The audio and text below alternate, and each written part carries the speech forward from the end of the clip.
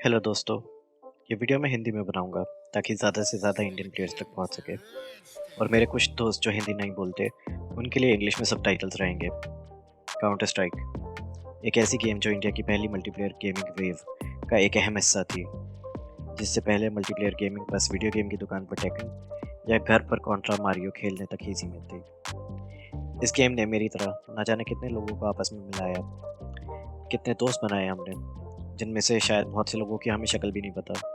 फिर भी हर दिन बस कनेक्ट हो जाते थे सर्वर पर एक दूसरे के साथ खेलने के लिए। और इसी एहसास को एक मॉडर्न टच दिया काउंटर स्ट्राइक ग्लोबल ऑफेंसिव ने। बेहतर ग्राफिक्स, ई स्पोर्ट्स को ध्यान में रखते हुए डिज़ाइन किया गया गेम प्ले, बेहतर टूर्नामेंट्स और प्लेयर्स को एंगेज रखने के लिए स्किन्स। काउंटर स्ट्राइक 1.6 की तरह ये गेम भी प्लेयर्स के दिलों से जुड़ गई। और इसी लगाव के चलते लोगों को CSGO से काफ़ी शिकायतें भी होने लगी। वैल्व का प्लेयर्स के साथ बहुत ही सीमित कम्युनिकेशन, एंटी चीट की नाकामी और अच्छे सर्वर्स की कमी के कारण बहुत से प्लेयर्स ढूंढने लगे कोई एक ऐसी गेम जो CSGO की जगह ले ले। अगर आप भी ऐसे ही CSGO खेलना छोड़ चुके हैं या आपने कभी CSGO ट्राई ही नहीं करी है तो ये वीडियो आपके लिए है। इस वीडियो में हम बात करेंगे कि क्यों 2023 एक ऐसा साल है जब आपको CSGO दोबारा खेलना शुरू कर देना चाहिए। तो आइए देखते हैं। 2016 में ओवरवॉच, 2017 में PUBG और फोर्टनाइट, 2020 में वैलोरेंट। इन सभी गेम्स के आते ही जो लोग CSGO की कमियों से परेशान थे उन्हें एक मौका मिला कि वो कुछ नया ट्राई करें। और हर ऐसी गेम के रिलीज़ होते ही सवाल उठते थे, क्या CSGO एक डेड गेम है? तो आइए ढूंढते हैं सवाल का जवाब। CSGO की रिलीज़ के 10 साल से ज़्यादा होने के बावजूद भी CSGO का प्लेयर काउंट आज भी ऊपर जा रहा है। ये जो ग्राफ देख रहे हैं आप, ये ग्राफ दिखाता है कि किसी एक समय में कितने लोग CSGO खेल रहे हैं और ये ग्राफ आज भी ऊपर ही जा रहा है। इसका मतलब ये नहीं है कि किसी और गेम में प्लेयर्स कम हैं या फिर CSGO में प्लेयर्स ज़्यादा हैं। ये किसी और गेम के साथ CSGO का कंपैरिजन नहीं है। ये बस इतना दिखाता है कि 2023 में पिछले सालों की तुलना में ज़्यादा लोग CSGO खेल रहे हैं।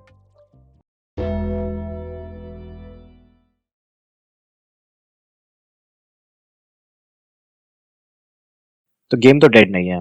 इनफैक्ट गेम आज पहले से भी ज़्यादा पॉपुलर है। एक बहुत बड़ा इशू जो CSGO के साथ है वो है चीटिंग। और जब CSGO फ्री टू प्ले हुई थी तब चीटर्स और भी ज़्यादा बढ़ गए थे। CSGO वैक नाम का एक एंटी चीट यूज़ करती है। वैक काफ़ी हद तक हमारे लॉ की तरह है, इनोसेंट अंटिल प्रूवन गिल्टी। जब तक पुख्ता सबूत ना हो मुलजिम को दोषी करार नहीं दे सकते। वैक बैन लगने के लिए स्क्रिप्ट्स का डिटेक्ट होना ज़रूरी है, उसके बिना वैल्व किसी को भी बैन नहीं करती। और इस कमी को पूरा करने के लिए वैल्व ने ओवरवॉच सिस्टम निकाला, जिसमें प्लेयर्स रिपोर्टेड प्लेयर का मैच रिप्ले देखकर सजेस्ट करते हैं कि वो चीटिंग कर रहे हैं या नहीं कर रहे हैं। पर इस सिस्टम की भी अपनी कुछ कमियां थी। इस सिस्टम को चीटर्स की कम्युनिटी खुद ओवरवॉच का हिस्सा बनकर आराम से मैनिपुलेट कर सकती थी। वैल्व इसी के लिए पिछले कुछ सालों से मशीन लर्निंग का इस्तेमाल करते हुए वैक नेट नाम का एक सिस्टम बना रहा है। एक ऐसा सिस्टम जो चीटर्स का प्लेइंग पैटर्न पहचान कर बिना स्क्रिप्ट डिटेक्ट करे उनको गेम बैन लगा देगा। और हाल ही में बैन वेव्स को देखकर लगता है कि ये सिस्टम काफ़ी अच्छे से काम कर रहा है। अब चीटर्स से 100% छुटकारा तो मुमकिन नहीं है, लेकिन ब्लेटेंट चीटर्स की तादाद पहले की तुलना में काफ़ी कम हो गई है। इसी के साथ वैल्व ने कम्पिटिटिव गेम मोड सिर्फ और सिर्फ प्राइम अकाउंट्स के लिए सीमित कर दिया है। तो बैन लगने पर चीटर्स को पैसे खर्च कर ही नया अकाउंट लेना पड़ता है। पिछले कई सालों से CSGO को सोर्स टू गेम इंजन पर लाने का काम चल रहा है। और सोर्स टू के आने से CSGO डेवलपर्स को एक बेहतर तरीका मिलेगा CSGO के बग फिक्स करने का और CSGO के लिए नया कंटेंट बनाने का। साथ ही प्लेयर्स को परफॉर्मेंस और ग्राफिक क्वालिटी में बूस्ट देखने को मिलेगा। Hopefully source to cheat programmers के लिए भी एक दिक्कत बनेगा, क्योंकि जब गेम का कोड चेंज होगा तो चीट्स को भी उसी के हिसाब से अपग्रेड करना पड़ेगा।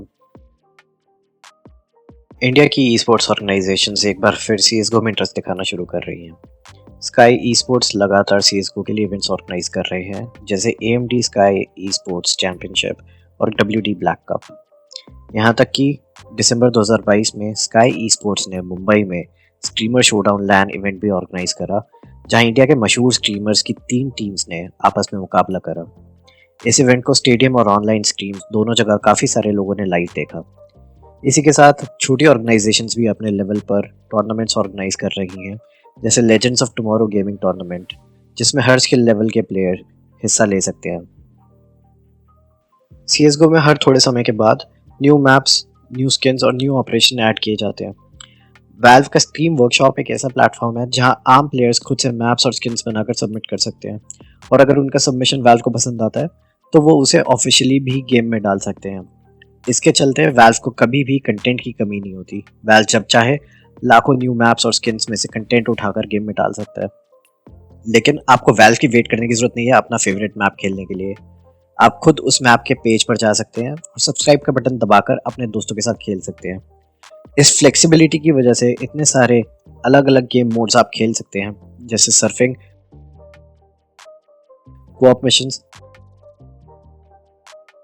हाइड एंड सीक, यहाँ तक कि मारियो और बॉम्बरमैन जैसी रेट्रो गेम्स भी।